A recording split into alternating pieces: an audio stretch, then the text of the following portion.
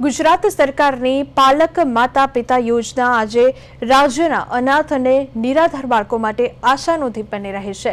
વર્ષ 2009-10થી અમલમાં આવેલી આ યોજનાથી બાળક સંસ્થામાં નહીં પરંતુ કુટુંબના વાતાવરણમાં ઉછરી શકે તે માટે માસિક રૂપિયા 3000ની સહાય આપવામાં આવે છે।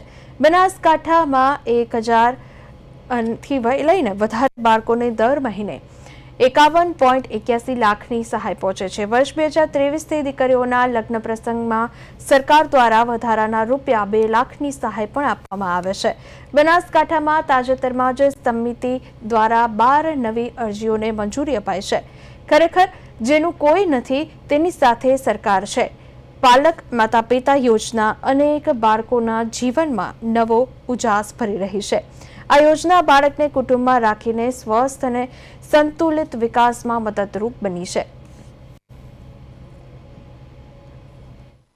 સમગ્ર રાજ્યમાં વર્ષ 2009-10થી પાલક માતા પિતા યોજના અમલમાં છે। 0 થી 18 વર્ષના સુધીના અનાથ અને નિરાધાર બનેલા બાળકોને તેમના નૈસર્ગિક કુટુંબમાં રહી અને સ્વસ્થ અને સંતુલિત જીવન જીવી શકે તે હેતુથી પાલક માતા પિતા યોજના અમલમાં છે, જેના થકી આવા અનાથ અને નિરાધાર બાળકો પોતાનું શૈક્ષણિક અને કૌટુંબિક પુનઃસ્થાપન થઈ શકે છે। આ યોજના અંતર્ગત દર મહિને રૂપિયા 3000ની માસિક સહાય લાભાર્થીને તેમજ પાલક વાલીના બેંક એકાઉન્ટમાં ડીબીટીથી જમા કરાવવામાં આવી છે। મારા પુત્ર સંજય કુમારની પત્ની છે ને તે શાસન ને વતની હતી।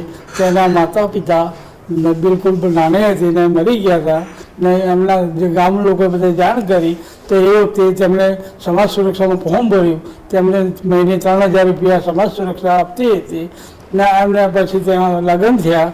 એમના બાપાએ કાકા બાપાને બધા સમાજના મળીને માણસોએ લગ્ન કર્યા ત્યારે પણ તેમણે સરકારશ્રીના માતા પિતા પાલક યોજના તેમજ આ લગ્ન યોજનામાં જે સરકારશ્રી તરફથી 2 લાખ રૂપિયા મળ્યા છે